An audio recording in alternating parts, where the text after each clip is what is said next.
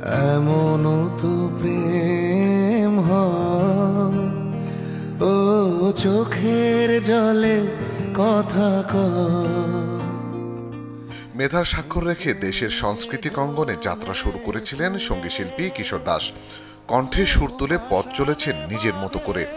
স্রোতের জোয়ারে গানা ভাসিয়ে ধরে রেখেছেন সক্রিয়তা। নিয়মিত প্রকাশ করছেন মৌলিক গান। ঈদে আমার নিজের চ্যানেল থেকে আসলো আমার এবং লিজার একটা ডুয়েট গান, ও প্রিয় ভালোবাসা নিয়ে।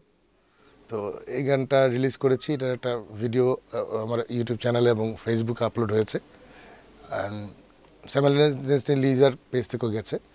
সো এটা আসলে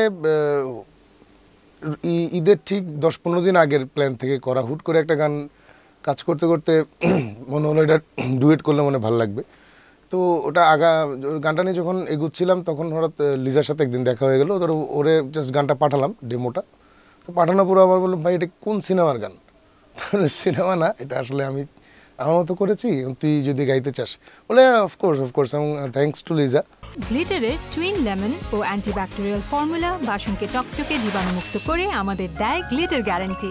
সম্প্রতি প্রকাশ হওয়া ও প্রিয় ভালোবাসা নিয়েও গানটির কণ্ঠ, সুর ও সঙ্গীতের পাশাপাশি গানটির কথাও লিখেছেন কিশোর দাস।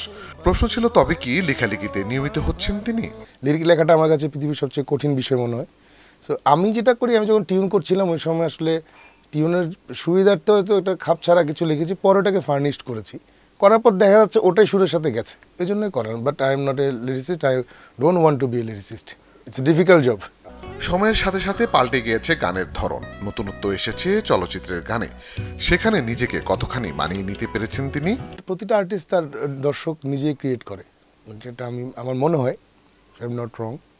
কারণ হচ্ছে এখন আমার কাছ থেকে কেউ নিশ্চয়ই একটা র ফোক আশা করবে না।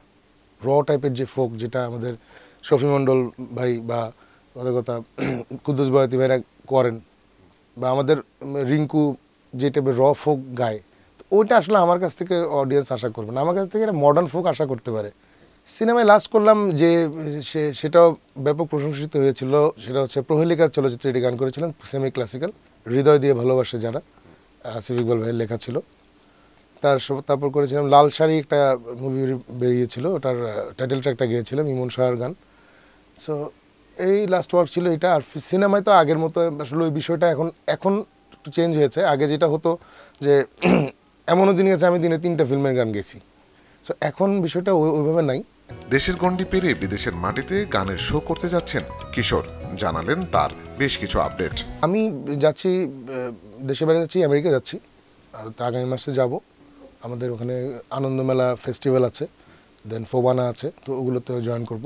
ভাইরাল কিংবা আলোচনায় থাকতে চান না এই শিল্পী, কিছু গান করে যেতে চান যা সারা জীবন রয়ে যাবে মানুষের মনে। তুমি যেও না চলে নিঃস্ব করে আমায় সেই সেদিন, আলী আফতাব, চান 24, ঢাকা। নিঃস্ব করে আমায় সেই